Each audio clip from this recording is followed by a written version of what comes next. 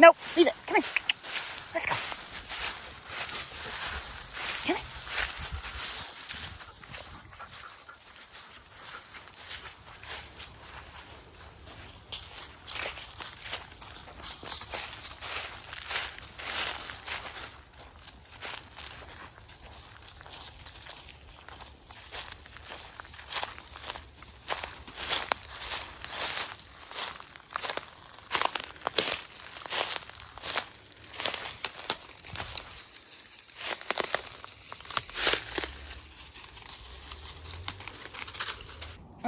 I'm just enjoying climbing a tree right now. I've been really wanting to get better at tree climbing, and this one was basically just like a step up, so I feel cool.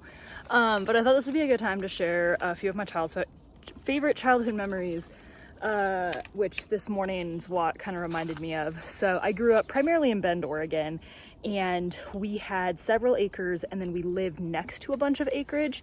And in Oregon, you know, it's mostly just pine trees. And I spent most of my childhood outside playing imaginary games with my best friend. And we just were like running around the property. We were playing outside all day long.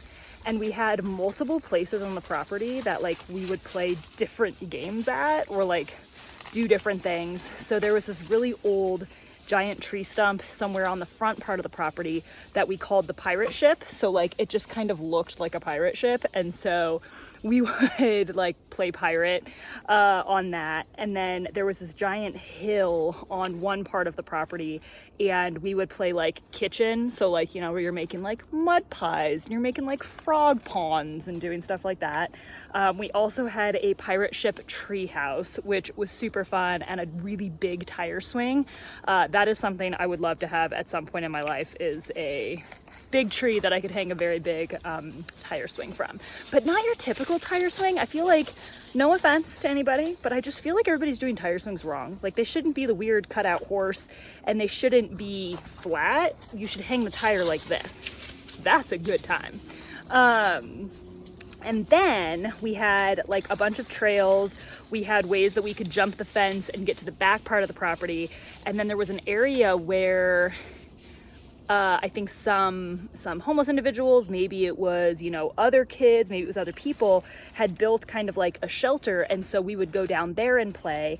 And then they had also been doing like land something. So there was like 4 or 5 to my memory where somebody had taken a bulldozer and just like dug it out, and we would hang tree branches across them and use them as like monkey bars. We would climb in and out of them. And I just have to say, that is something, when it comes to my childhood, that's probably one of the things I'm most grateful for. And I think probably why the dogs just got so unbelievably muddy. They're so happy. Merry Christmas, everybody. I'm gonna bathe you after this. I'm just really grateful that I had that childhood, and I think that is why Oregon will always have a place in my heart, because I felt like I really had the chance to just like be a kid and be out in nature and use my imagination, and like there was no such thing as screen time or being on your phone. Like we'd watch movies in our like family room, and then we didn't even have a TV in like our main space. Like the kitchen, like main living room and dining room did not have a TV. And you know what? My parents didn't do a lot right. I'm sorry, they did fine. But I will say, I feel like they always did a really good job of, you know, and we're talking the 90s, 90s, early 2000s. But I mean, even then, my mom was always really, really good about making sure that we didn't get too much screen time or weren't just sitting in front of the TV. And arguably, like, that was something with my best friend and I. We just spent our days running around outside. And I'm super grateful for that. And I think that's why I love trees and I love being in nature.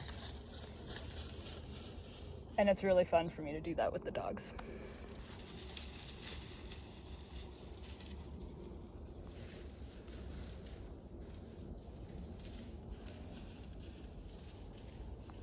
I think this was the best Christmas gift that any of us could have received. This might be, I have a lot of favorite Christmases. Like, I really feel like Christmas was a pretty amazing time of year. Like, that was, no matter what was going on, Christmas was pretty freaking good when I was younger and growing up. So lots of really good memories. But as far as adult goes, this might be one of the best Christmases I've had. Okay, now I just am on one and want to share some Christmas childhood stories, or some of like my favorite gifts. So I think our traditions were like a little bit different, being Swedish.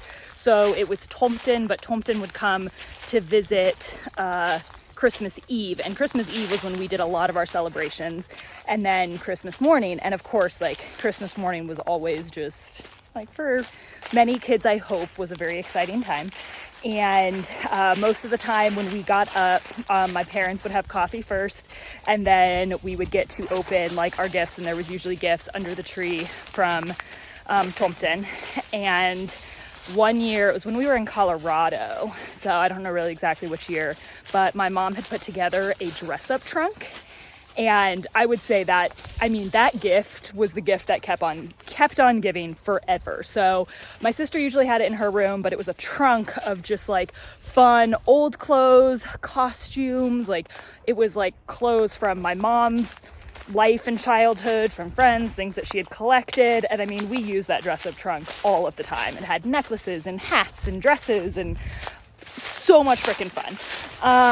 Obviously, a lot of my favorite gifts involve dogs. So of course I went through a very intense 101 Dalmatians phase. And so one year I got like every single gift was 101 Dalmatians themed, which was amazing. Gosh. So much fun. Yeah, that one was really good. I loved that. We would most of the time get some type of activity. So like Christmas morning, we were usually playing, coming in hot. In the mornings, we were usually, coloring, crafting, building, like doing something. So that was usually the goal. And Christmas Day was always about just like lounging around the house, having a really yummy breakfast, doing something with the dogs, and then doing smorgasbord round 2. So, I mean, really, growing up as a child, the memories are really freaking good. And it was always family time, which was awesome. Yeah. Hello, boys. Koda, are you having a wonderful Christmas? Okay, bye. Oh, another one was we were a pretty big Star Wars family, big fans, and we had Star Wars Monopoly. And so Star Wars Monopoly was a very common game that we would play either Christmas Eve or Christmas Day, which usually got intense. My sister and my dad were pretty good at games. I lost most games. I'm gonna be perfectly honest.